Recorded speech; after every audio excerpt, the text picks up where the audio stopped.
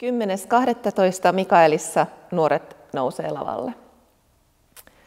Me ollaan työstetty kohta yli vuosi tällaista näyttämöteosta nimeltään Tuulten kutsu, jossa mikkeliläiset nuoret musiikin, tanssin, sirkuksen ja kädentaidon opiskelijoiden luovat työt pääsevät lavalle.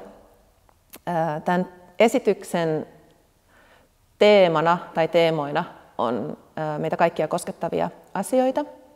Välillä ollaan aika syvissäkin vesissä, mutta sieltä noustaan aina ylöspäin.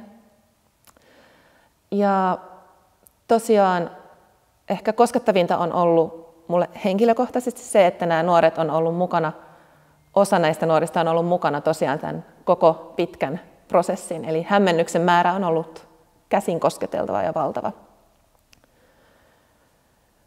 Tuulten kutsu on tanssia, akrobatiaa, musiikkia, räppiä, sanataidetta, luovia elementtejä näyttämöllä.